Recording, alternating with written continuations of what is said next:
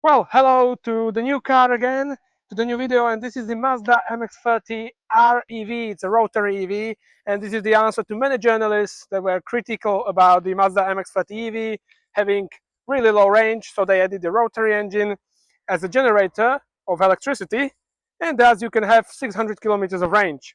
So let's go around it. So of course, unchanged from the front, really minimalistic looking, very elegant. Let's go right to the wheels.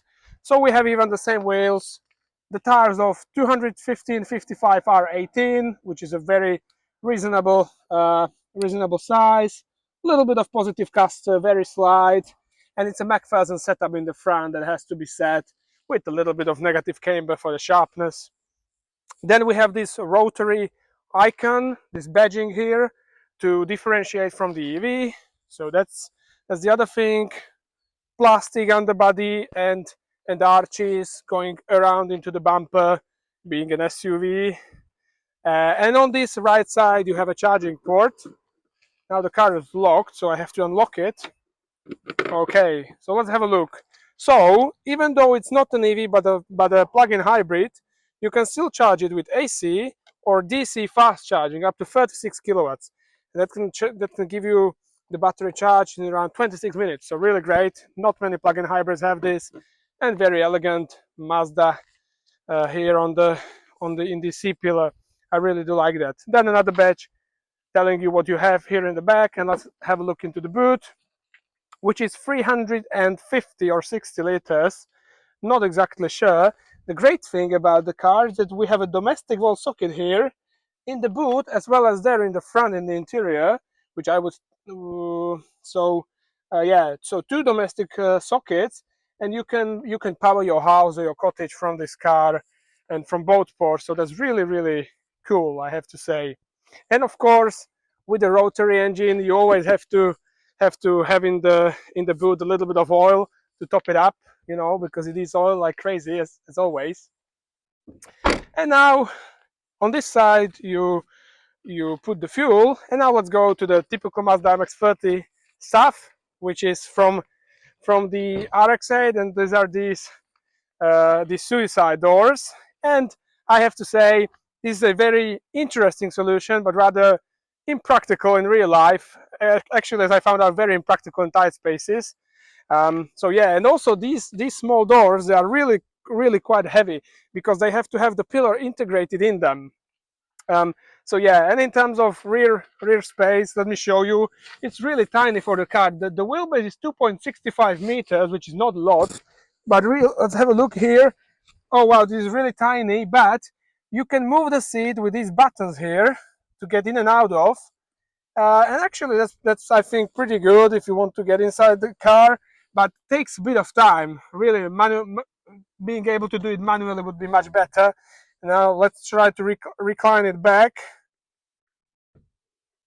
Well, yeah, as you can see, it's really tiny. The only good space I have is for my head. That's very reasonable. And in terms of some practicality here in the back, so you have some door bins, as you can see.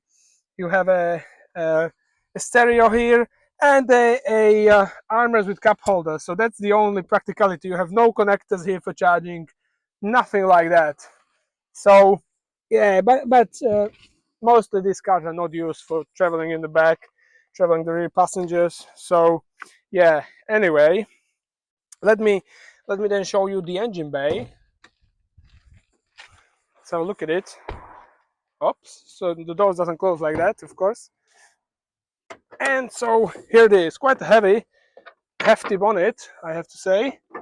And here is the engine. So in the EV, this would have been an empty space, really all of this under bonnet storage, and now it's a rotary. It's a 0.8 cubic centimeters or 800 cubic centimeters rotary engine.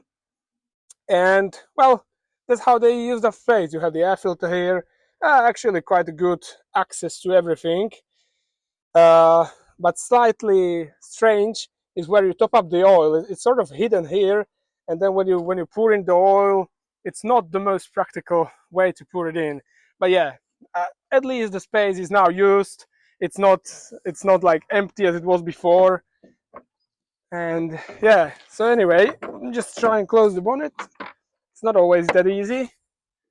Yeah, so anyway, let's talk about the experience, about how the car drives in day-to-day basis by taking it further down the road and drive it.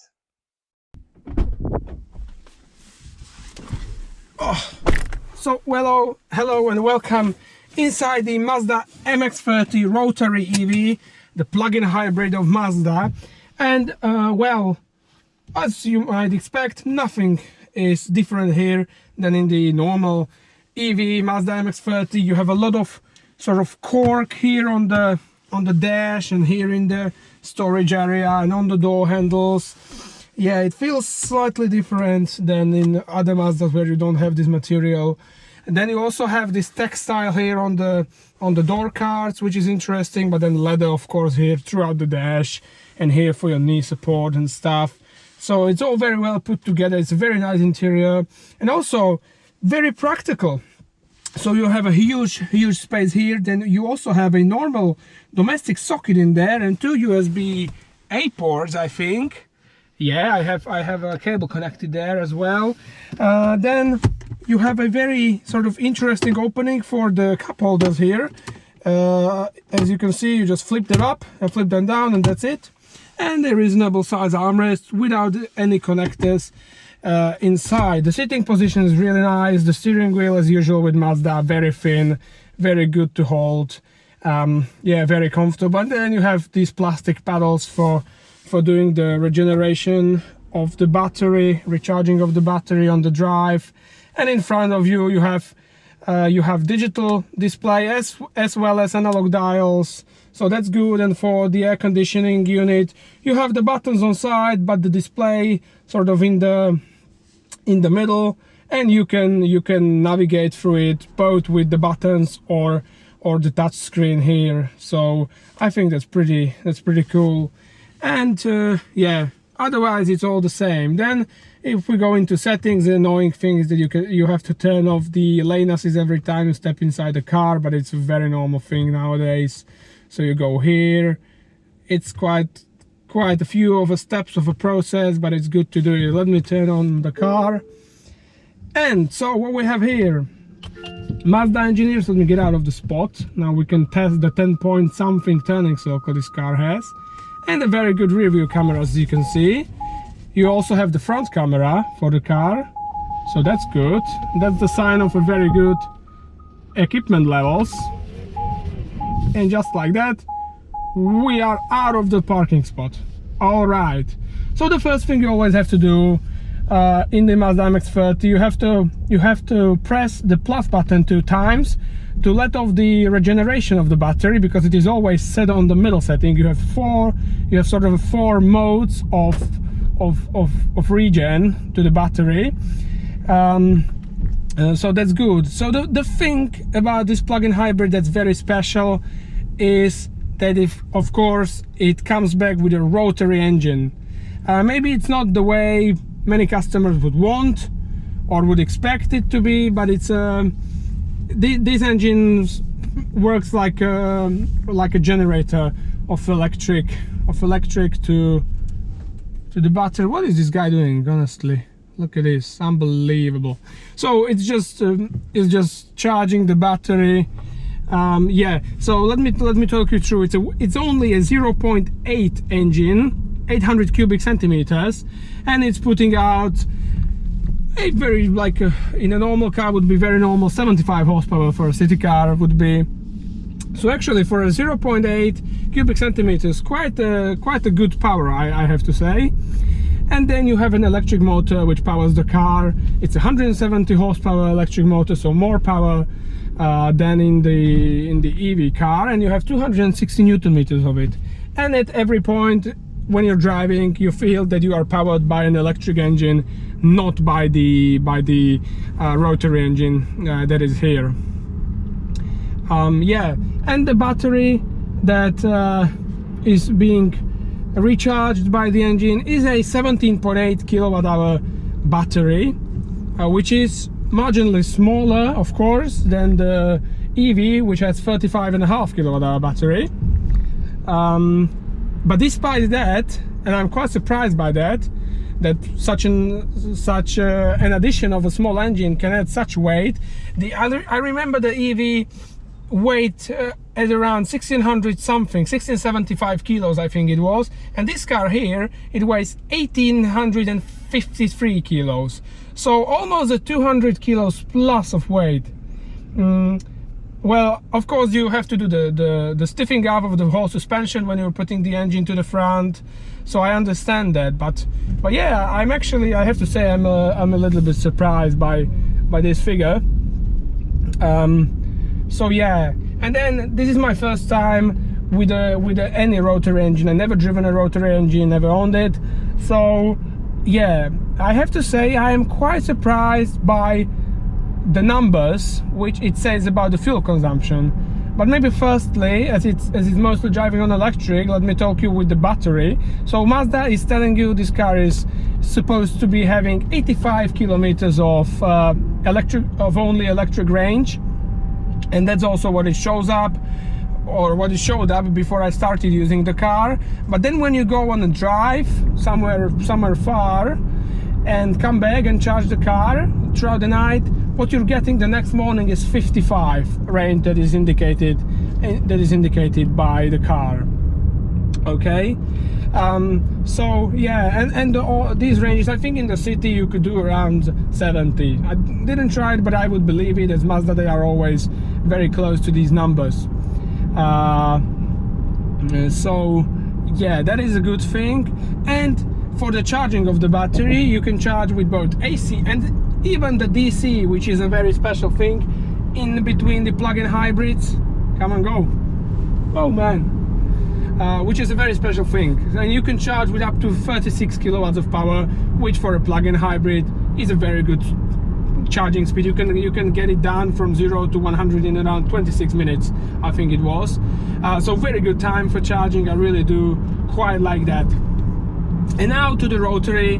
Well, I have to tell you, it has quite a big fuel consumption, really. The least I could get on a sort of a longer trip, so that it would be a viable data for you, is 9.5 that I achieved yesterday. 9.5 liters per 100 kilometers, and 10.8 it was of the electric energy consumption, as I was trying to manage the kinetic energy as much as I could in every downhill and stuff like this. But I was driving actually quite normally, even overtaking and stuff, so 9.5. But then when you're driving on the motorway at 140, the top speed of the car is 145, so for many people might be not enough. But when you're driving at 140, it's like 10.5, and at that time the energy consumption is 27 kilowatt hours per 100 kilometers. But the least I could get at driving by low at 130 kilometers was 9.8 liters of fuel per 100 kilometers. So yeah, you have to prepare for a slightly bigger fuel consumption, but then again, it's a normal thing that the plug-in hybrids, they have a bigger consumption than with the charged battery. So yeah, but the critique I would have is that, as most plug-in hybrids, even this Mazda one behaves in a not very hybrid way, in a correct hybrid way as it should, and as I think it should, particularly on a motorway. And that's also the reason why the fuel consumption is quite tall. And that is because these plug-in hybrids, they always try to use all of the battery first and use it as much as they can in a normal mode, and then when the battery is really low, they start up the engine and try to recharge it as most as they could. Instead, what I think would be the better way is to be able to choose a mode in which the car acts as a normal hybrid, for example. So and it acts as a sort of a Toyota Honda hybrid, or even the Renault that I tested a few weeks ago. So turns on the engine for a bit, then drives on the electricity, then turns it on again for a bit, and that is a correct behavior for a hybrid to drive. Yes. Okay. Then in terms of dynamics, it's of course better because it has more power, even despite the more weight. So it does 0 to 100 in 8 seconds, sort of 8.4. That's pretty good, and as I said, top speed is 145. So yeah, then suspension, of course, I cannot forget. I have to say this is one of the most comfortably, and even I would have to say softest driving Mazdas that there are on the market at the moment. So the suspension, there is a McPherson in the front and a solid rear axle in the back, which you can feel at points, but it's very well set up as always with Mazda cars. And we have a slightly softer dampers here in the front that you can really feel that it's quite different to the likes of the Mazda 3 and the Mazda 6. They are really rather soft. The rear ones, maybe also because I wasn't driving anything or anyone in the back, they felt quite stiff, and even the springs. But the front feels quite soft. So yeah, the noise test. I tested this car as a really quiet one. It was under 60 decibels at 130 on the motorway, so really good in this regard. Subjectively, this area around me good, but I hear a bit the tires. So that's my subjective feeling of it. And then the handling. Well, this isn't a car that is appealing to throw around in the corners, even though it's a Mazda. I tried a few corners, and I have to say, even despite the quite a huge, massive chunk of weight for this size of a car, sort of the length of the Audi A3, it was behaving quite nicely in the corners, very stable. Although a little bit understeery, of course, being a front-wheel drive and a front engine. And the steering is slightly slower. We have a slightly slower steering rack, and let me turn it on. And so that means sometimes it feels a little bit numb in the front when you're steering into the corner. So I have to say that, yeah, it feels slightly numb. And so right now, as I'm doing the review, I can see exactly how it works. So I'm in the normal mode. I had 80% of the battery. It's all the time driving on electrics, and I have now 63% of the battery. So really not an ideal. So maybe that leads me to the likes and dislikes on the car. So maybe let's start with the dislikes. So it would be the behavior of the hybrid powertrain. I think all plug-in hybrids, they need a little bit of a change in this, and if this change would come up, they would be really much more efficient, even with a low battery. And they have to keep in mind that you will recharge the battery when you come into your destination, but in the meantime the car has to behave in as effective way as it can, and that way is to be working as a normal hybrid. So that's one thing. Then, well, the other things, I don't really want to critique it that much, because I know that this car isn't about it, but it's the weight, 1830 kilos, with having half of the battery of the original battery of the EV and a very small 0.8 engine. I think it's quite a heavy car, and at times you can feel that. So yeah, in this regard, I very much liked more the EV variant, because it felt much lighter in the corners. Here you can feel those 1800 kilos in your hands. So yeah, that would be the other thing. And maybe the third thing, for many people, for me, I don't really mean it as a critique, but for many people it would be the fuel consumption. We have a 50-liter fuel tank as well, so the range, it's supposed to be around 600 something kilometers, but really in my experience doing mostly motorways, it was just up to 500 kilometers.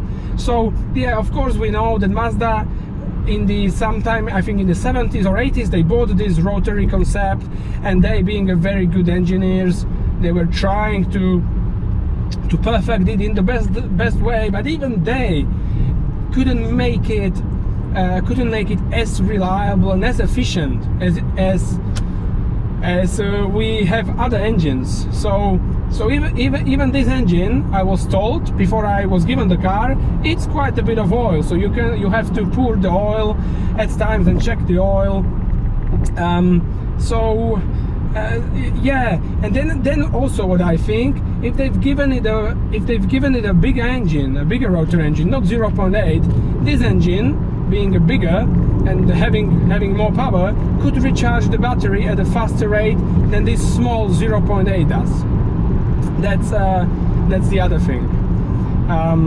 So yeah, but it's still a very interesting thing having a rotary engine in a car with a concept like this, with the doors opening like on the London taxi. I don't know what they're called now at the moment. There is a name for that. But yeah, I mean, it's a very interesting car, and that will be one of the likes. The whole concept of the Mazda MX-30 is very interesting. Even more here, where I think this car sells, instead of the Mazda CX-3 that they no longer sell here, they still sell it in Japan. And they also sell a normal petrol variant of this car in Japan, which is very interesting. But yeah, I think it's a very stylish car. It's also the most comfortable car of the Mazda. So if you're looking for a comfort, but you like the design of the Mazda, this is the car for you to get. And of course, this car is an answer to all of my fellow journalists and critics who they were critiquing the range of the Mazda MX-30 EV really a lot, because they don't understand the concept and the conservatism of the Japanese engineers towards electric cars. And the Mazda engineers, when they were thinking of the MX-30 EV, they knew that people in Europe, with the owners of the EV, they don't make as much kilometers with the EV, and 200 kilometers in my experience was absolutely enough for your urban or suburban driving. It was really a good car. I really enjoyed it. So I didn't see its range as a bad thing. But for those who really like this car and who want to drive it for further distances, this is the answer. The rotary engine, which gives you the petrol ability to drive further on your journey. So I think it's a good car, even despite the bigger fuel consumption. It just needs a little bit of tweaks into the future, a little bit of rethink of how the hybrid powertrain would be the most ideal thing to work. And I don't know how possible it is, but also getting a little bit lighter. I think 1800 kilos for this size of the car is really rather heavy. So yeah, I think that would be it to the Mazda MX-30 R-EV, a very interesting car. I actually really rather enjoyed it. It's a very interesting concept. And yeah, if you like the video, well, keep watching, keep subscribing. More videos, of course, are coming soon, and I hope to see you in the very next video. In the meantime, take care and goodbye.